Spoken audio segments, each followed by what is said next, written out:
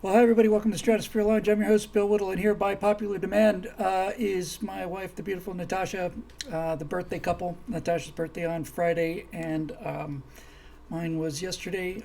I'm sorry, hers was on the 6th. Mine was on the 7th. Today's the 8th.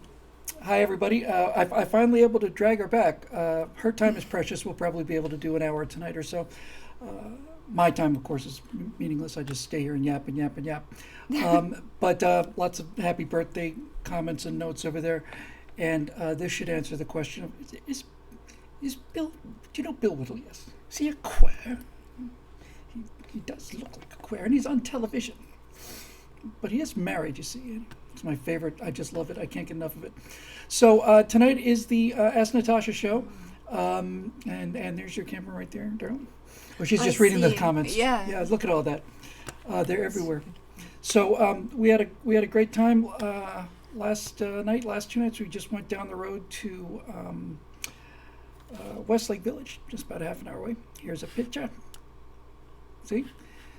Isn't that great? I took that photograph. Natasha's a photographer. She's a little better at lining things up than I am. I thought that really captured the pole and the background rather well. Let's see if I can do something about that. There we go. So, that was great. And for all of you members out there, thank you especially from both of us. We when we were out there, we realized we just never really forget just who makes all this stuff possible. So, thanks a lot for that. So, this is the Ask Natasha night, and I'm going to be censoring the comments. So, if there's anything that seems like, no, I don't think they need to know that. We'll just pretend that that question didn't come in. What, 8? That's a slightly low number. It surprises me. We'll do these, and then we'll do the ones in the live stream as well. So we're refreshing the Facebook page here, presumably. Hope everybody's been well. It's been a nutty, crazy world out there. Today I did 2 virtue signal shows with Zoe, and they were what Facebook is doing now. I don't want WhatsApp. Go away. You can go away too. Just do it. Just oh, for God's sake. Every time they improve the software, they make it worse. Does anybody else notice that? Mm-hmm. Okay, here we go.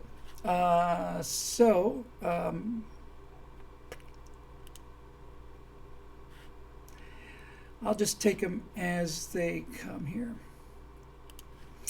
First of all, from Dan Spinelli, happy birthday, Bill Whittle. Thank you on behalf of both of us. Thank you. As a fellow child of the Cold War, can you believe that you found love with a Russian? I can. In my mind, the whole idea of that happening for someone growing up back then would have been impossible. So happy you found each other. It's funny because that's the thing that really kind of connected us in the beginning, right? Was talking about Russia. Yes. Me talking about the Romanovs and all that stuff. Yeah, I never can even imagine that my American husband can teach me how to love my country and history. I was shocked by his knowledge, and I'm still appreciate this love to my country, not love. Yeah, no, definitely love. I told her, Dan, when we first started talking, I said, it's a great country and great people, and I believe that, and I know what you mean about, how unlikely it is. I mean, I spent the first half of my life getting ready to fly supersonic jets and go shoot down Russians, and she spent her whole first half of her life hearing about, America, and none of it particularly nice. But yeah, I just had an enormous respect for Russia and a real love for the history and the people. I always thought that, and I still think that the Russian people are just tremendously deep-souled people, tremendous emotion and love of literature and art and so on, and just ruled by some bad people, kind of like California is now. Without the deep soul and intelligence and stuff. But it's hard not, especially if you're a space fan, and a military fan, it's like there's the American hardware and there's the Russian hardware, and how do you not respect that? So we were both. Thank you. I was corrected by our friend Dave Bigwood. He said I was not training to shoot down Russians. I was training to shoot down Soviets. Big difference. That's a big. Thank you very much. Yeah. And that's really it, right? And not to put too fine a point on things, but that's one of the reasons why we do what we do it here, and why it's so alarming to so many of us, because for any of us who know any history, we know we know where this road goes, and we know where all of this government control of everything goes, and we I know from reading, she knows from having been there.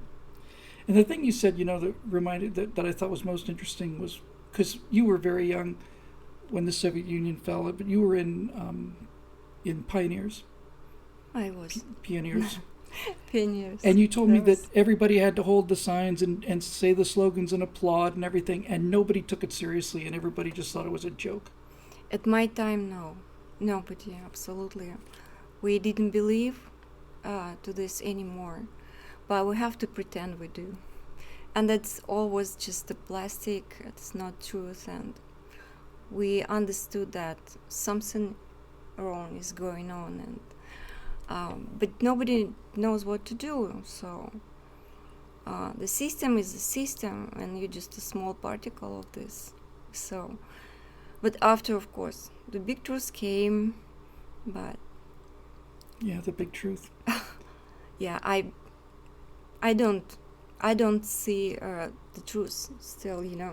It's truth also between two radical sides. It's somewhere there.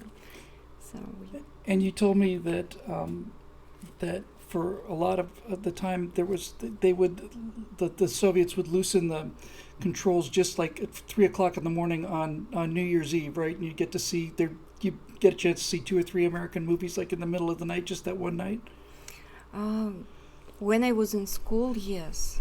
Even like I realized that they were not really American music, or some of them they were from Europe, and very rare from America, because America still, they were like an enemy and something that we have.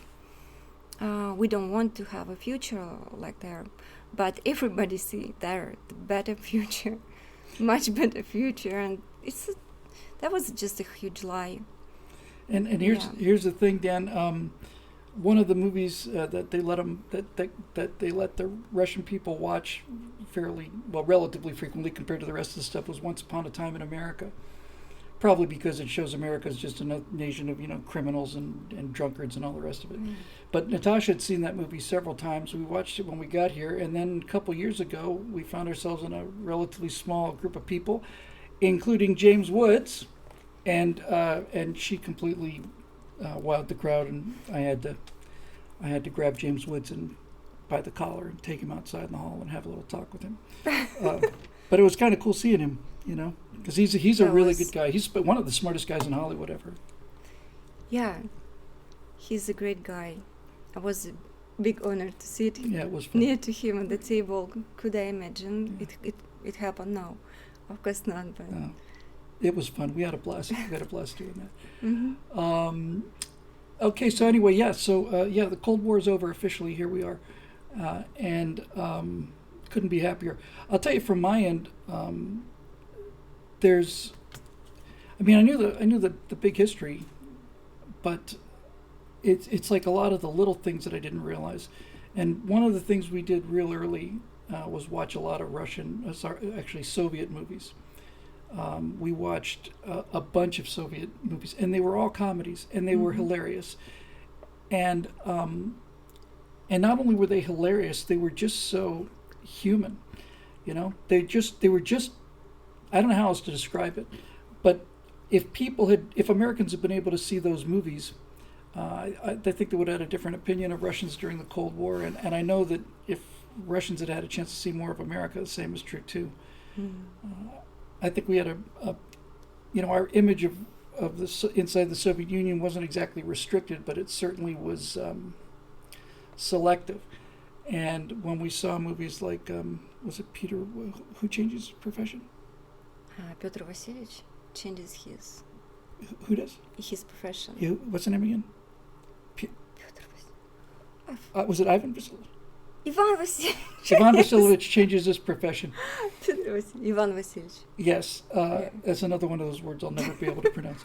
But just take come that on. as an example. It's a comedy about a guy who's living in this apartment complex, and kind of the like the weirdo in the flat is like an incredible scientist, and he builds a time machine, and he turns his apartment into the courtyard of Peter the Great.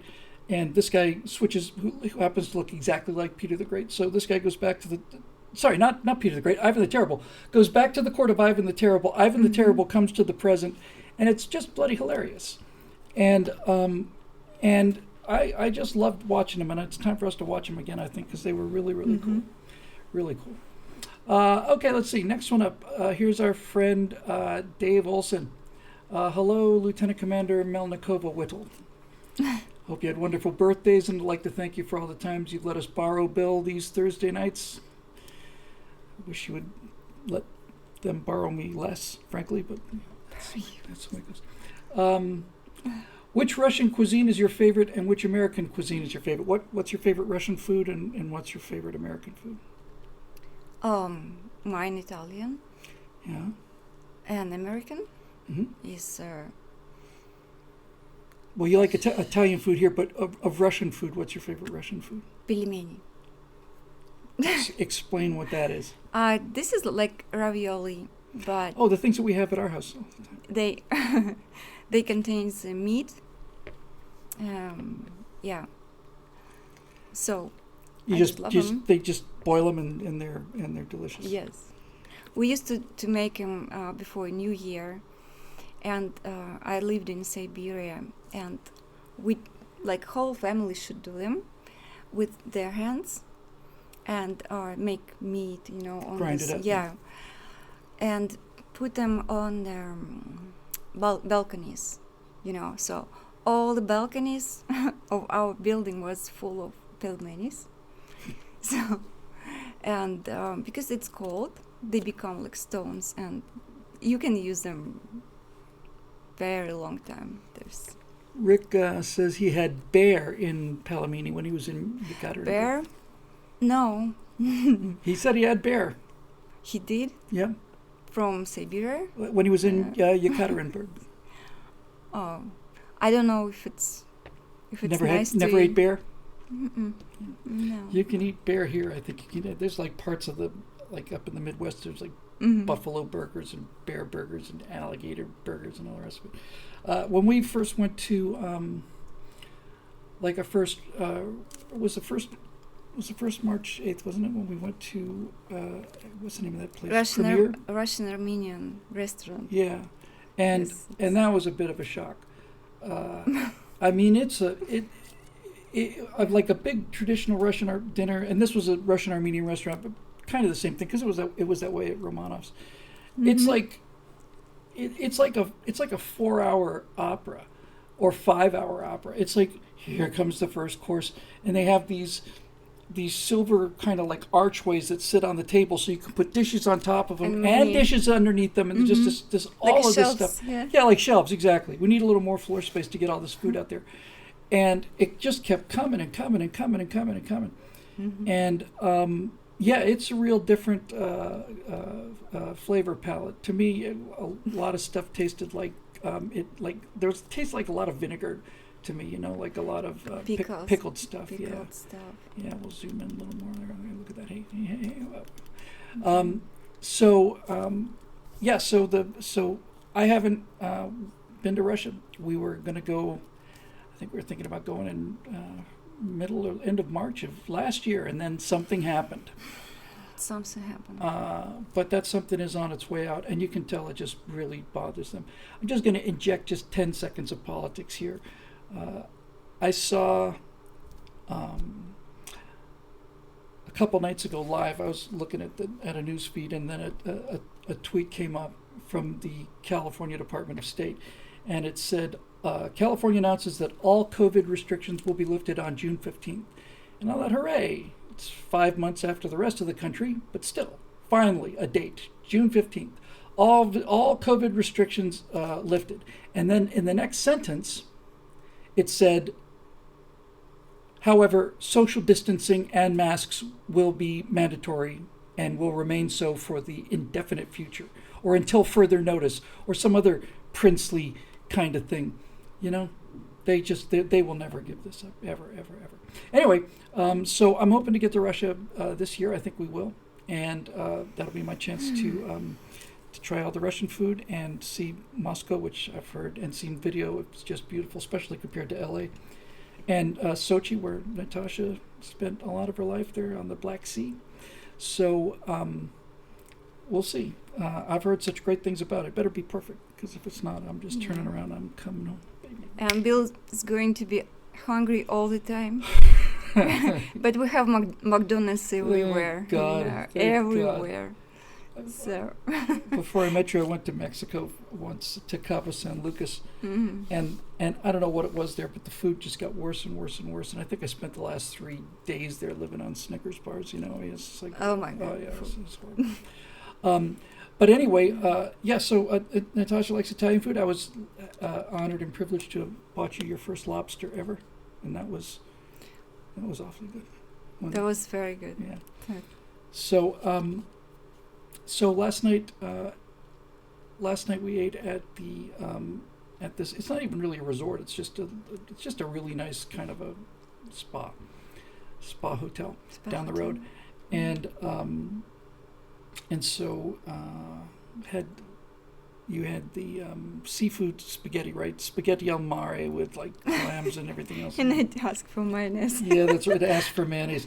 By the way, if any of you are planning to marry a Russian woman, I would advise you to buy mayonnaise in bulk now.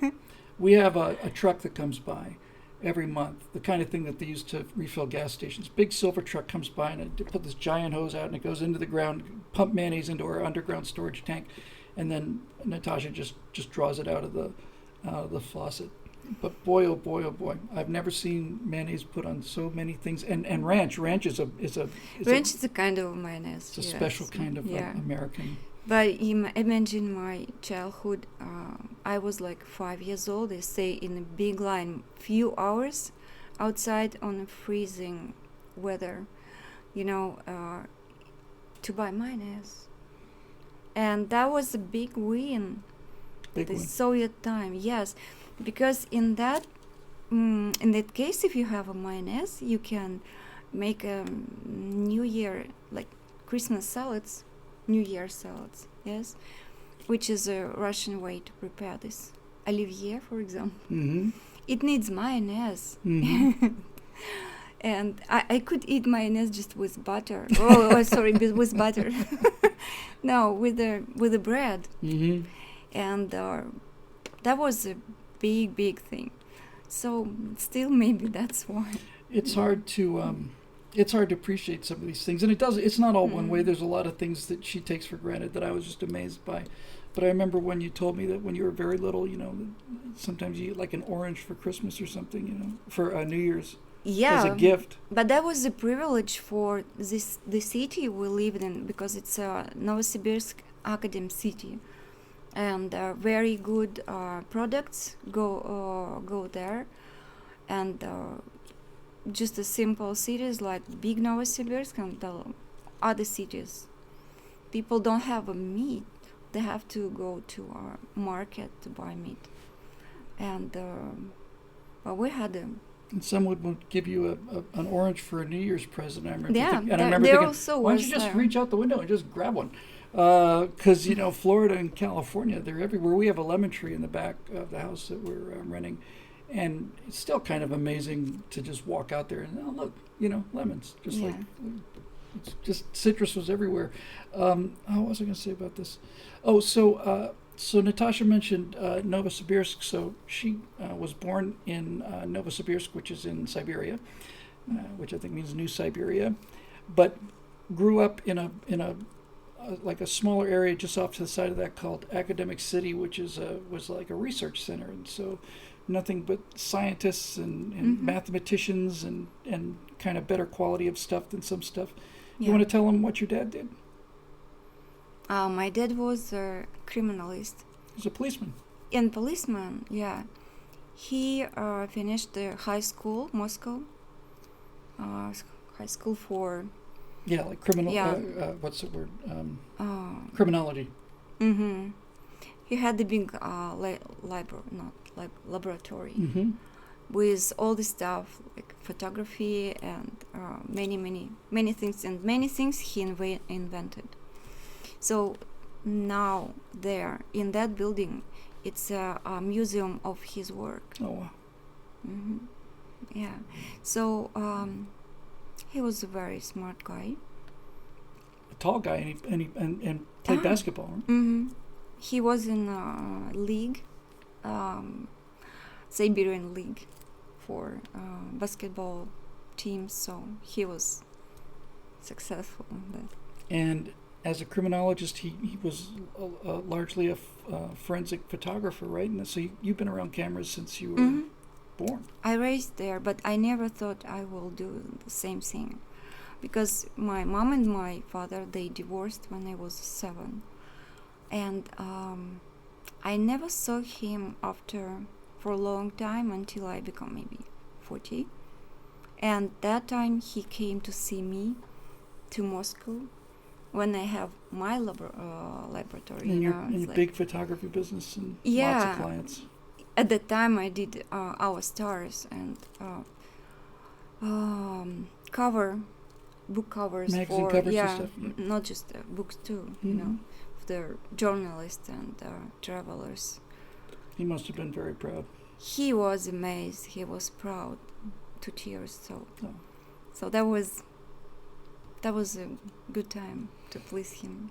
You know, it's funny because that's not an experience I ever had. I started writing my blog because of what happened at my dad's funeral. So he never got to see any of it. Not an essay, not a video, not a word. I still think he's probably watching them now. Endless loop. Yes. I know he's proud of the work we're doing now, but there've been a lot of times when I thought, my dad would have been really proud of this. Somebody asked for a copy of Number 1 with a Bullet. It's one of my best firewalls. And I remember just looking at that and thinking, he would have been bragging on that an awful lot. I wish I could have talked to him about it, but he's proud of you, very, very. Yeah, he's very proud. Thank you. Sarge wants to know: do you have any brothers or sisters? No, I don't. Only child. I don't. Yeah. Yeah, I would like, but I even don't know how I will feel like. I would like to have. Usually I have many friends and we are so close to each other. But as I understood, some brothers and sisters, they have very special relationship. They fighting all the time. You love them and then you love them in between the times you're not trying to kill them. Yeah. Actively kill them. Yeah, no, my brother Steve's a year younger than me. When I was very little, we used to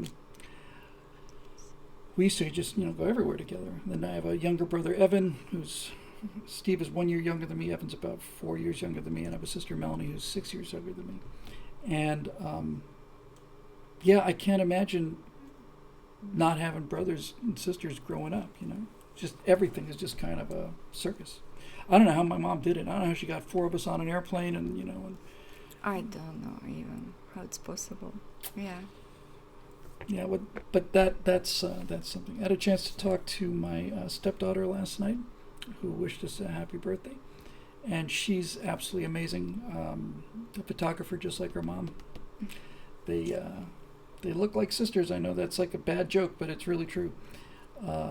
And Natasha had Diana when she was very young, but Diana's an excellent photographer, and she lives in Sochi. And we went to, just before COVID, we went to Mexico in 2019. I think we went 3 times, and the reason we did that was because Diana couldn't get a tourist visa for the U.S., but they were able to fly direct charter from Moscow to Cancun, and we realized, well, we'll just go meet her there. So I got to meet her almost 2 years ago, and I miss her very much. And we're looking forward to getting back there as soon as this happens, which actually might be in about 2 weeks, I think. In a week or two, I think we really might be able to get Diana out to Mexico, and then you can go down there and spend some time on the beach. I'll come down the last couple of days, and I used to. we'll see what before. happens. Yeah. Yeah, it was great. That was great fun. Let's see. Eduardo Enrique says, "Happy birthday. Not sure today I'll be able to catch it live, but best wishes anyway." Well, thank you very much. There's a bunch of those.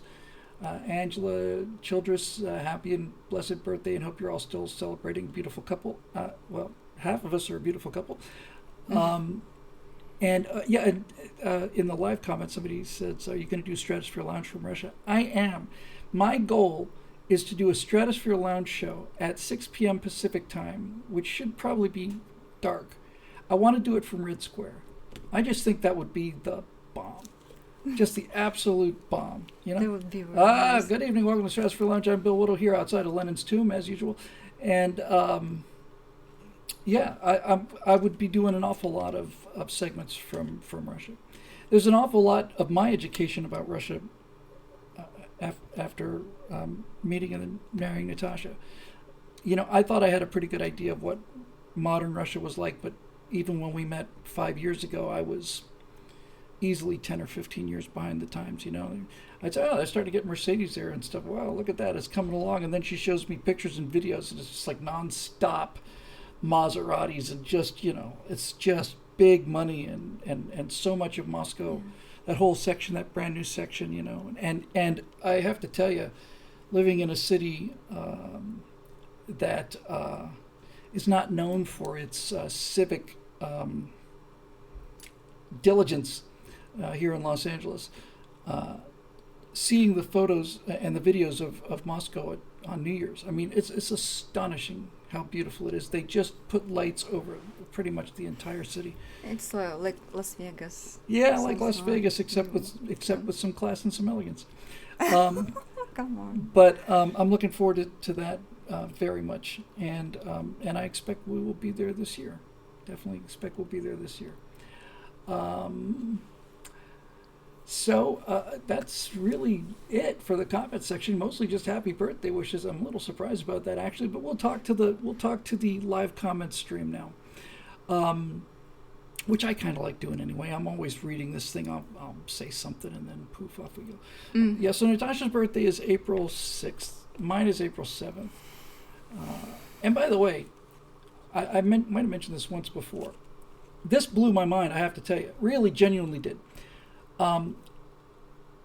Obviously, you probably know that the Europeans, probably everyone else in the world for that matter, reverses the day and the date.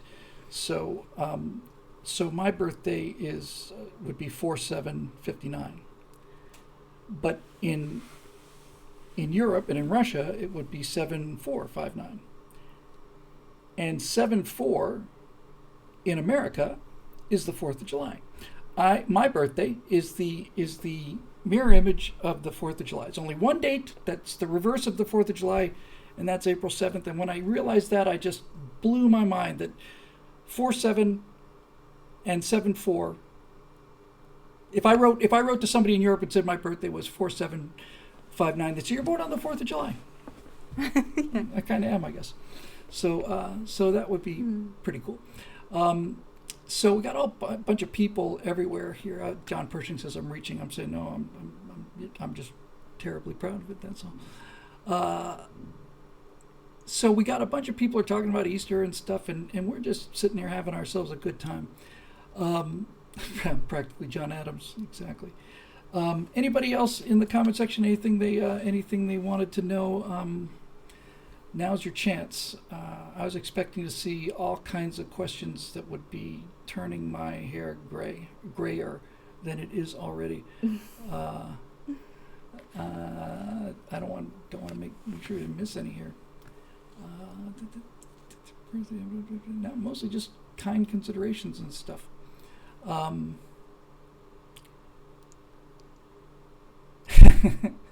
No, I'm not a queer. In medical, yeah. Oh, here we go. That's a good question. What do you miss? What do you miss most about Russia?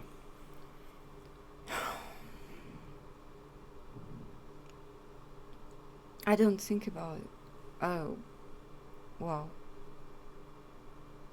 A Russian language maybe, but Yeah. yeah, people speak. But I speak enough. I speak enough Russian here. Yeah, that's Jokes, yes. Oh, come on.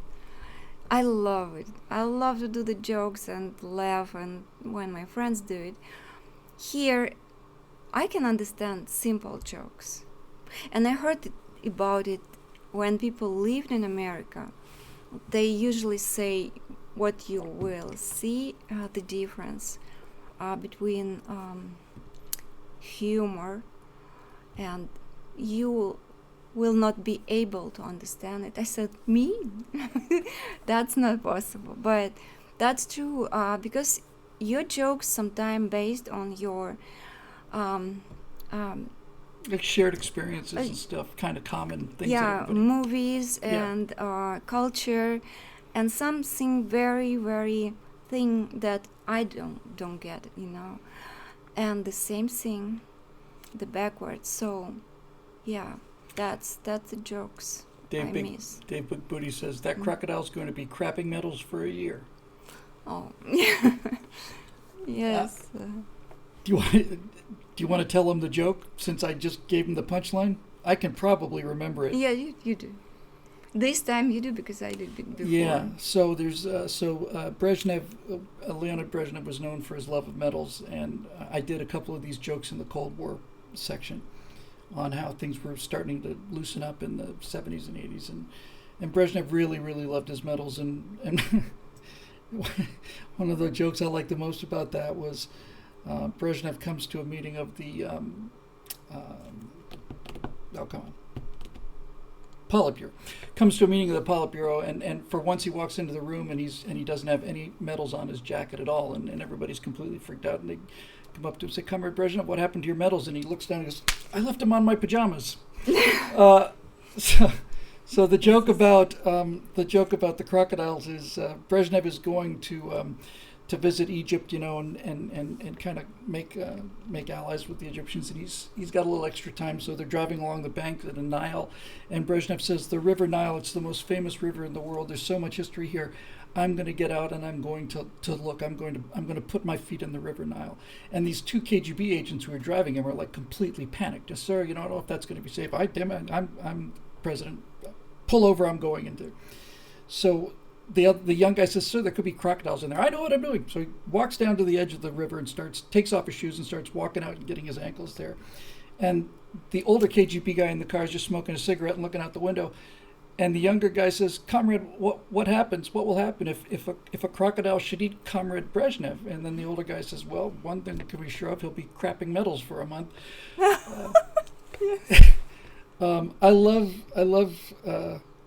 I just love Russian humor. The one I laughed at this for like 3 hours. You want to tell about the chewing gum story? Can you remember that? Come on. I believe. Come on. No? I'll do it. I'll butcher it. So, okay, so this guy goes, he's a farmer, a Soviet farmer, and he's doing a really good job, and he's doing such a good job that the Soviet Union decides to send him to the United States to learn about U.S. farming methods and so on. And all of his friends, he was kind of a young guy, and all his friends are thinking, "Oh my God, you're going to go to America. You're going to get all these things, and you do all this other stuff. You get to chew gum, you get to wear jeans and all this other stuff." So the guy goes to America, spends a couple months there, and then he comes back, and he's in Moscow, and and his friends see him, and he's walking towards him, and he's going like this, and his friends are saying, "Oh, so that's it, you're going to be showing off now? You're going to be showing off about how you're chewing gum like the rest of the Americans?" And the guy looks at him and he says, "I'm washing my socks." I just find that so funny. I laughed about that for days and days and days. I already lost the sense of this, but you still have it. Washing my socks. Yeah, somebody asked me about what music I love. I saw that. Yeah, it's very strange. Not strange, but I love American music, really. We start with Michael Jackson. I mean, that's my first, Mm-hmm. impression about happiness, and when you dance, how you feel. The very, very good. I love like ABBA. Remember we? Oh yeah, ABBA. Who doesn't love ABBA? Yeah. ABBA, the great bridge between the Cold War. The Swedes that could talk to both sides. I loved ABBA. I did. I still have a bunch of stuff on my iPhone from ABBA. And I love many things, and still something from the past is very, very important.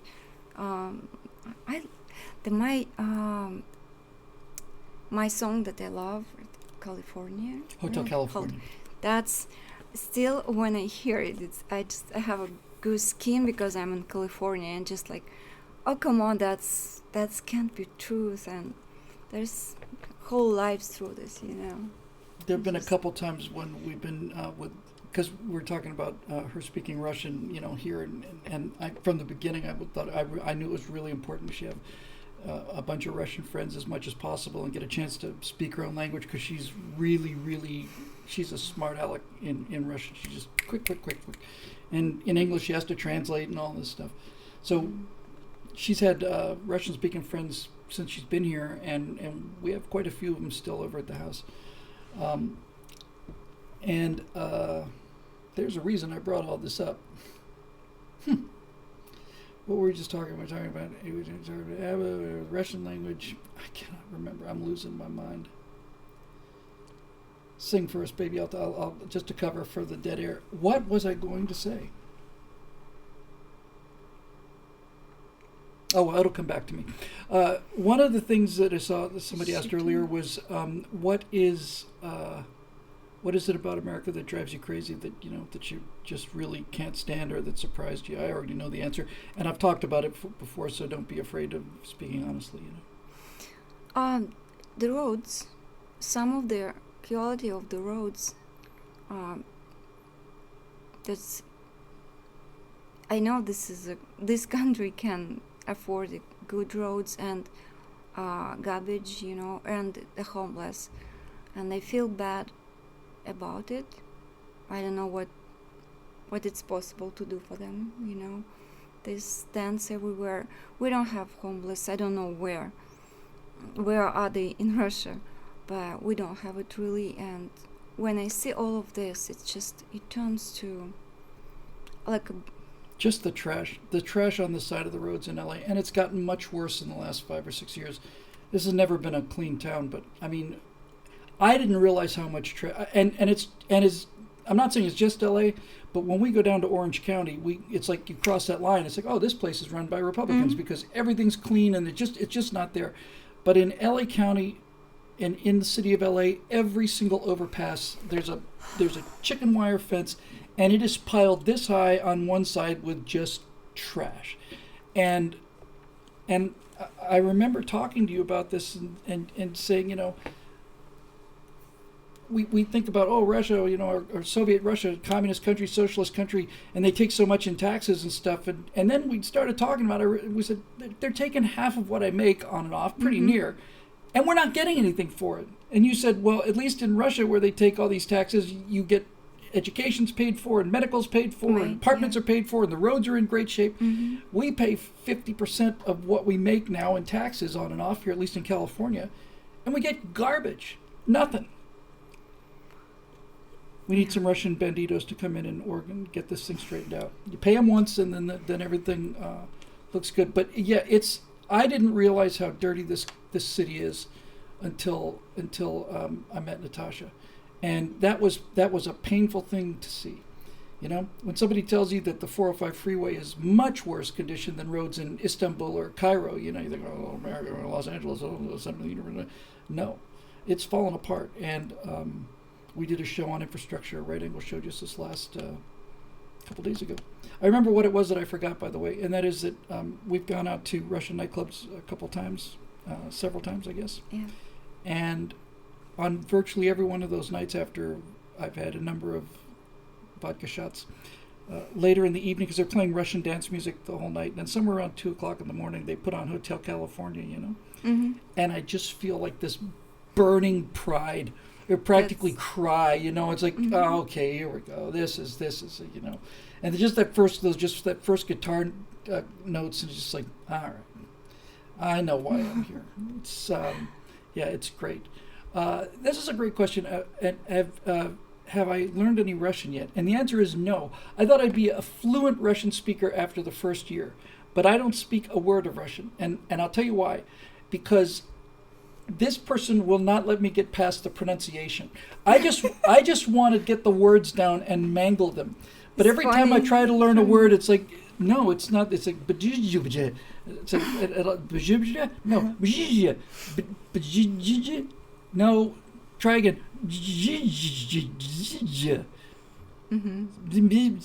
You know those sounds that I can't make. I know, but don't say it. And it's like, okay, well, I guess since I'm never going to get the pronunciation of this right, I guess that's where we're going to stop. There are some sounds that we just don't make, and there are some sounds that we do make that Russians don't make, and those are like the G sounds, G. So, H. Sorry, H sounds. Yeah, well, you breathe a lot when you speak, and we probably do opposite way. We just eat air inside, Mm-hmm. and that's a big difference. So I got used to watching the Gary Potter movies and going to Halloween and all of these H words became G words. But yeah, I thought I'd know a lot more Russian by then. A couple of days ago, actually, I was getting in the car. I was driving to work, and I thought, I ought to just take Russian language lessons secretly. Secretly, just take them in private for like a year, and then not say a word, just have like all this discipline, and then in the middle of the night, just before we go to bed or something, I would say like 2 or 3 paragraphs in Russian, and you'd say something, and I'd answer back, and then I would say, honey, I've spoke fluent Russian the entire time I've known you. Okay. Everything you ever said, I already knew. You have to let me sit first, okay? Yeah. Somebody asked about the shooting in America. Oh yes, shooting in America. This is my crack shot wife. So we went. The first time she ever fired a gun was a 9mm in a private range, and then we came underground in enclosed private range. It was loud down there, and then we took her shooting with the weapons that I used to own before that tragic boating accident, and then. And she loved it, and so we rented something, just rented a 22, something easy, and she loved it. So I got her a was it a Beretta? I think it was 22. Beretta. Yeah, it was Beretta. Yeah, a Beretta 22 pistol, lovely. And in the space of 2 weeks, we would go 2-3 times a week. We haven't been in a long time. We have to go. In the space of COVID. COVID. In the space of 2 weeks, mm-hmm. She was out shooting the pistol. She was just putting them in there, just like ting, ting, ting, ting. It was just astonishing. And then, so we got her a Buckmark competition 22 pistol, and now she just shoots the bullseye out of things, without even batting an eyelid. And I thought at first it was beginner's luck, but you figured it out, wasn't it? Didn't you? You figured out why you were such a good shot. Though, first, all Russian, they shoot very good. It's really it's in the bones. It's your grandmother. Second, my grandmother, she was their commander. Sniper. Sniper. Yeah, she came through the second war, the World War, and she did it for 4 years. Natasha's grandfather was killed in like the second or third day of World War II when the Germans just rolled in. He was right on the front line, so she obviously never got to meet him. But his wife, her grandmother, just basically said, all right, that's the end of my life. I'm going to get a sniper rifle. I'm going to kill as many Germans as I can. And she went out and she did. And she left at home 2 newborn sons, which my father was and his brother. And when she came back, she smoked not cigarettes.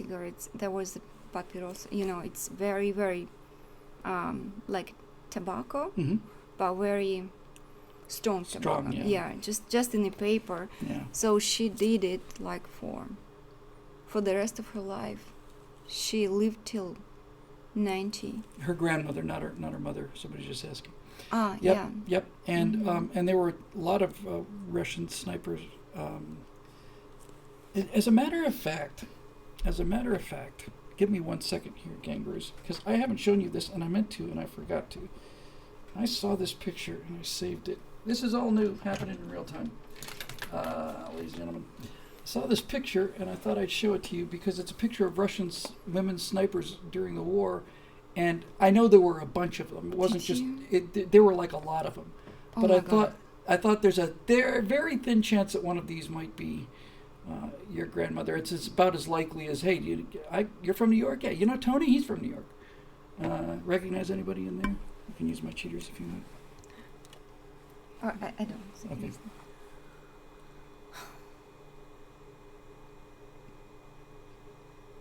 Yeah, it's thousands of them that were there. So I never thought about to look. I think these women, this squad, I think when I saw the picture, I think these, 2, 6, 7, 8, 9, 10, 12, these 12 women, I think they said they killed something like 720 Germans or something, the 12 of them together. That's a lot of guys. They call them night witches, and the Germans really, they were afraid of them like devils. They had nothing to lose. Somebody wanted to know what your grandmother's name was. Nadia, Nadezhda, the hope. If you translate, it's a hope. And what was her last name? Grigorovich. Nadezhda Grigorovich. Grigorovich. See. Yeah. So it's in her blood. So her grandmother was a sniper in the Great Patriotic War, and then her father, the grandmother's son, was a policeman who was pretty handy with a gun. And but you said it was because of your photography. That's yeah. I practice with my camera with the open. Come on, I'm forgetting this. Like the iris. Well, you shoot with the real. Is it a real high f-stop? You shoot very thin depth of field, right? Yeah, for the depth of field. So you have to have a longer exposure. No. Yeah, we can say this, and I have to aim very correctly. Right. So, and I know how to breathe, especially camera is very big and lens. So I know how to do it. And I realized that I use it when I'm shooting a gun. She shoots between breaths. I generally am screaming at the top of my lungs, just firing into the sky. Okay, no. But that's really it. She's used to holding this camera, big heavy camera, rock steady, because she shoots. One of the reasons her photographs are so striking is that the depth of field is just razor thin, and sometimes the eyes will be in focus, and even the tip of the nose will be slightly out of focus. It's just incredible. And so she had to. In order to do that, you have to have a relatively long exposure, and you have to hold absolutely steady, and boom, boom, boom. Well, it's a 22, so it's more like a tick, tick, tick. Yeah, and when you do it right, when you have a hole in a tense, next step to hold yourself out of excitement, because since you start exciting, you know more precise, like you should, it goes everywhere because you're excited. So you have to, it's like a meditation. It is. You have to breathe, not to be so happy. Don't show off. It's not. she when she's on her game, it's the clusters like this, and there'll be like one round over here, and we'll roll the target back, and she'll be like, "Oh, I can't believe I'm missing." Honey, this is like the kind of thing people put on their walls. Somebody, a couple questions on what kind of camera do you like, and do you use digital or film, and do you have a favorite camera type and lenses and all that stuff? My father gave me my first camera. It was Zenit. It's a Russian Zenit, and I played with it a little bit, but I did not take photography seriously. But I did photos, when it's dark and just a red lamp. That was magic. Like in a dark room? And I love it. But after we used just automatic cameras, just a simple one. And after when digital came, my first camera was Sony. And my last camera now is a Sony. Between was a Canon. But Sony, I love this glass, crystal, Zeiss. How you pronounce it? Zeiss. Zeiss lens? Yes. Yeah, that German Zeiss. glass is amazing. Yeah. Yeah, and the Canon you had was so heavy. It was like you had a transmission around your neck. It was just this huge, heavy weight, and you had to hold it up, and it was causing you neck problems and back problems. So she conned some American dude into buying her a Sony, and it's a great camera. What's the model, baby? Do you remember? I told her I wouldn't put her on the spot. Anyway, it's a Sony, and yeah. it's This real nice. is mirrorless Sony. There are so many now after that model that you bought for me. So that's very, very usual. It's a great camera. camera. Great camera. And Helps me. and when you started in Moscow, you had these ideas about what you could do, and basically all the established photographers, mostly men, just basically said, "Go away." What do models know about photography? Pretty girls can't take pictures, and you just went out and did it, right? And then everybody ended up copying you. I not just did it. I came to Moscow with the 500 rubles, which is maybe $10, and in a few years I became a top photographer, and I didn't know anybody in Moscow, no one person. That was just ambitions And talent. Yep, and talent. and I forget what I wanted to say. No, it That's doesn't okay. matter. I was just bragging on you. Okay. Somebody asked earlier if you had gone flying, if we'd gone flying together, and she did. She got in the back seat of the Long Easy, and she did it twice. And that is not a comfortable place to be. The front seat of a Long Easy is amazing. The back seat is not. And I didn't realize until after the second flight that you really don't like flying in little planes like that. You were just so brave. I just couldn't believe it. Because I'm flying that thing, I'm not one of these pilots who's always ever done this. Oh, I'm going to scare somebody. I think those people should be beaten. But nevertheless, I did fly it kind of, normally. And you did it twice and didn't say a word other than you liked it, but I didn't realize how tough that must have been. Yeah, the second time I did over vodka. Well, that helps. It certainly helps me when I'm flying. I never take off without a good stiff belt of scotch or vodka or something, because you can get hurt up there if you don't have a couple of good strong hits. You get nervous up there. Do I still have the plane? No, I don't fly. I haven't flown in years, actually. Sold the plane in 2016, I want to say, end of 2016. Had it a little over a year, something like that. Loved it. And I flew for 1,000 hours.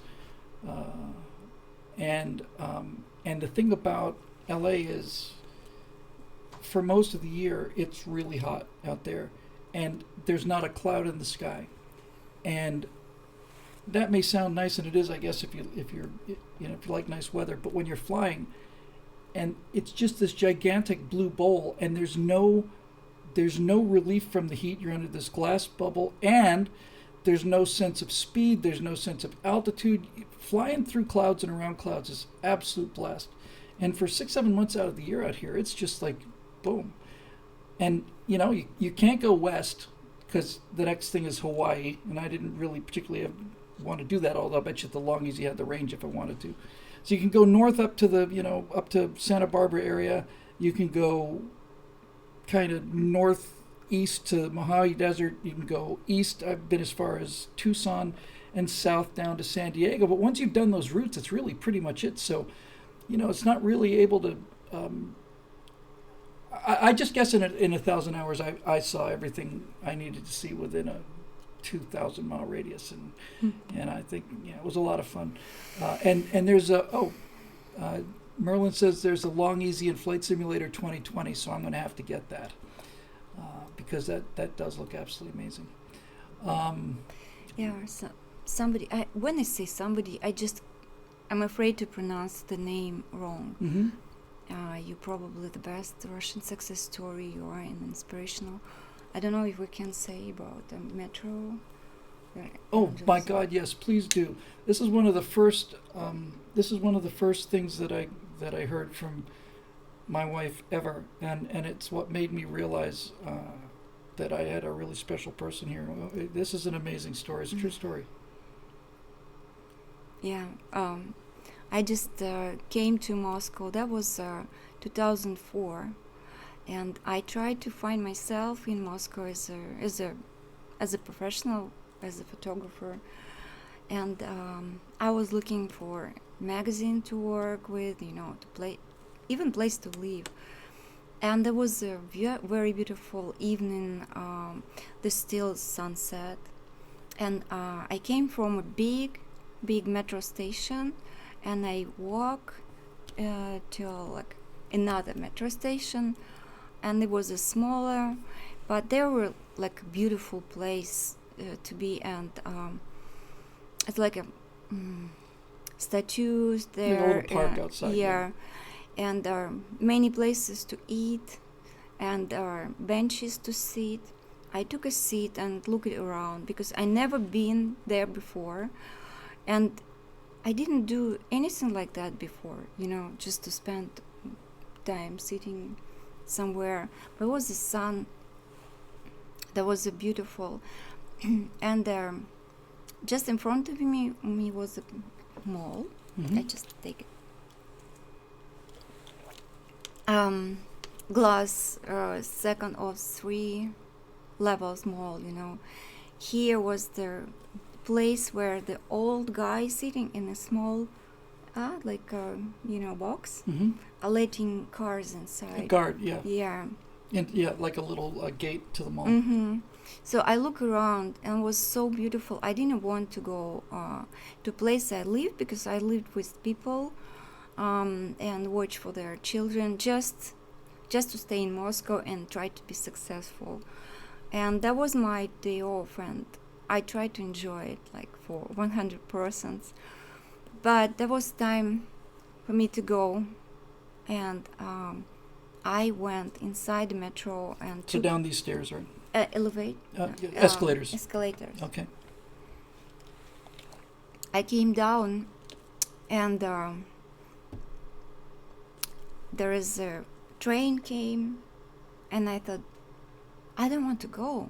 I don't want to go there because I want to go back to sit at that bench. And I remember who was near me. There's a guy and a girl eating something, and I decided to go back. So I stepped on the escalator, and suddenly I heard music or noise in my head, just inside me. And there was music from a cathedral. How you call it? Like hymns or something. A pipe organ. Yeah, the big organ. Yeah. And the children, children voices made like this, like angels. Like a choir, yeah. Mm-hmm. Yeah. And I said to myself, okay, something happened to you, or probably you're tired, maybe too much of a sun, sitting out there. And I decided to go anyway. So it became more louder. It's like, wow. And I came back, took a train, and I came to a place I lived. And that people, they live in a very big flat. And everywhere on their walls, there were big TV screens. Yeah. And just the place where I sit, there was blood everywhere. And when medicals Ambulances comes, and things. yeah, they cover bodies with their white sheets. And I was like, I become like a stone, because they showed the place where I sat, and the big mall, beautiful mall, all this glass just were blown up, Mm-hmm. and bodies on just near their entrance. Yep. In the metro. It was a woman's suicide bomber. And even that old guy that sit in that a small box, he was just in the middle of a huge like chassis, like very big roads, when 6 line there, 6 line back. He got like blown out. Mm-hmm. So she was at the metro station. She was just saying, wow, this is incredible, beautiful park. And she goes down to take the train, and then she decides she's going to come back up and sit out on the park for a while. And she hears these angels singing, and the louder they get, the higher she goes. So she decides, I must be losing my mind or something, goes home, gets on the train, takes off. And then the place where she would have been sitting, if she hadn't heard those voices, was wiped out. I took a look at the... when you gave me the date, I found it online. It was I think it was a Muslim woman's suicide attack. Yeah. And she was going to go down into the train station, but for some reason she didn't, and she detonated it right on the bench where you'd been sitting and where you were going back to. She had to go inside that metro, take one metro back, where's the big circle, Mm-hmm. It's a prospect. Yep. Of their piece. So there's a very, very, very big station, and there are thousands of people inside, like a river, There's just thousands of people. So she had to go there, but something happened to her, and she did it, even not in that small metro station where I were. She didn't go inside. So so many people did not die that day, but the people surround where you me. were, yeah. And after that, every time being on that station, I look at a special like a plaque, like a memorial. Yeah, and there are names who died that day, and I thought, God, thank you, I'm not there. It means I have to do something, Important. Something important, and that's... Yeah, after you told me that story, I got the date and I looked it up, and I saw photos of the area, which I didn't show you because you didn't need to see that again.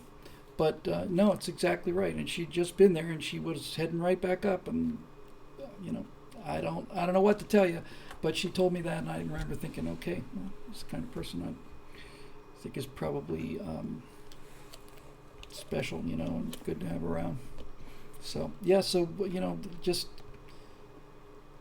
a number of people here have said, just guardian angels and stuff, and we both come to believe that. And she's always had, really strong angels, and she drags them along, and they kind of cover me as I'm kind of being led behind, kind of thing.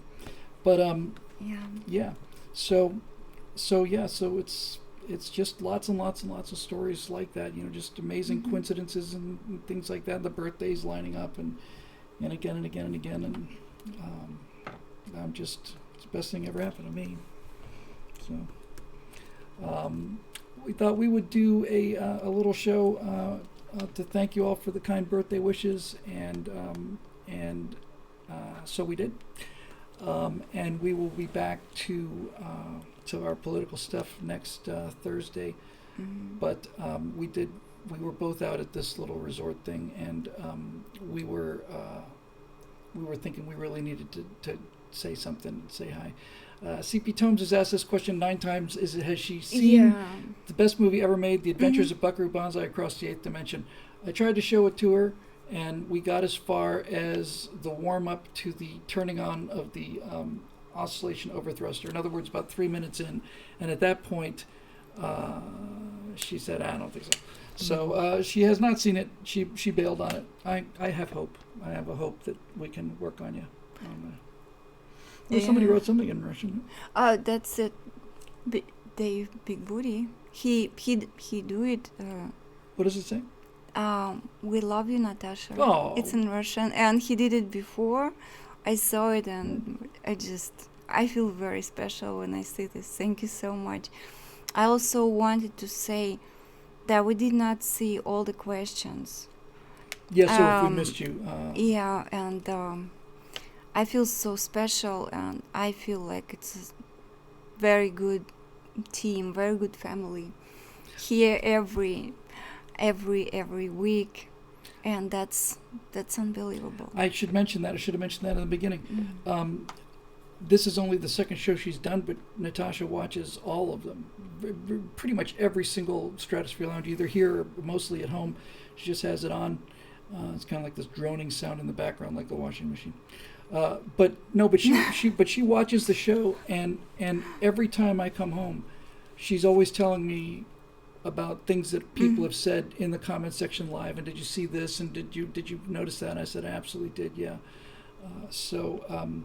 Anyway, we wanted to take a show and to thank you guys for the kind words and the and all the emotional support and the financial support. We were out there at this lovely place a couple of nights ago, and just thinking, we got to do something to thank the folks that make all this possible. Yeah, absolutely, and I will be happy to answer to all of your questions. You can write it to Bill, and I will answer it. Okay. Really, from my heart, and I love you guys very much. I know you from your comments, because I used to see this, and thank you so much. I feel very, very special, as I told already. And any questions, I will answer. I will answer to everybody. I mean, yeah, I don't want to lose anything, No, who wanted to bring the question and joy and just respect. Thank you. That was sweet. Sarge 56TX said, I really married above my rank, which is true. The amazing thing is she did too. That's what's remarkable.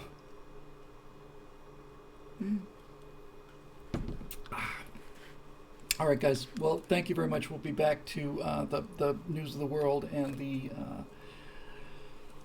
the vicious vortex of venality that's spinning around out there. But not everything is politics all the time. And we really, as I said, spent the last couple of days just constantly just thinking how grateful we are for all this support. So for all of you out there, thank you very much. Yeah, and I wanted to say about Bill. He takes all the guilt for this loss, in a politics way. He just sick about it, and he very sad about what happened, and he wanted to do something, and I don't know how to help him, because he's just so away, and I want him to be more happy and more kind of loose, like he can't be. He is, but he can't be. So it's much heaviness now, and he doesn't sleep well, and he doesn't rest. He always trying to do something, and this is when he realized it's over. That's like a black tunnel you have to go through and take what happened. Yeah. So we give him this time, and he will bring new ideas. I'm sure. I know he does, and we all love him, and we all need him. So you're so sweet. Thank you. Yeah. Thank you. It's been a rough time for a lot of us, but the bottom line is, and did 2 shows with Zoe about this today. It's like no matter how bad things get, no matter how crazy and insane and backwards and just all of it, it's like you just the only thing that matters is getting up the next day and getting back out there. You can get knocked down and beaten up about it and be sad about it, but you just can't quit. That's really it. And I really do believe that truth and righteousness exist, and that I want to be on that team, and I know all of you guys are on that team too. So yeah, it's tough. It's really tough to watch, but we just keep going. So that's what we'll do. We'll just keep going. I couldn't have done it without this person. I don't know how I would have gotten through this the last couple of months without this person who just constantly, she just walks me off the edge every single day. So anyway, and a couple people have said to say hi to Zoe. I will definitely do that. Every time I do a show with Zoe, I tell them just how it's just a remarkable response and how many people are just raving about having him. And that means an awful lot to him. Really, it really is very moving to him to hear all the great comments from you guys too. So, all right, so that'll do it for this Mush Fest, and we'll be back next Thursday. And I've got for those of you watching live, we'll be doing our Friday Moving Back to America tomorrow morning at 9 a.m. So for the small group of people that are there on the taping days, I'll be seeing you guys tomorrow, and then the rest of you see the show a little later on in the day. All right, so again, thank you so much for all the kind words live in the comments and all the birthday messages and all the rest. Thank you for all. I see now for all. Congratulations, that is so good. So nice to feel it and to read it. Thank you. Thank you. Okay, guys, we'll see you next week.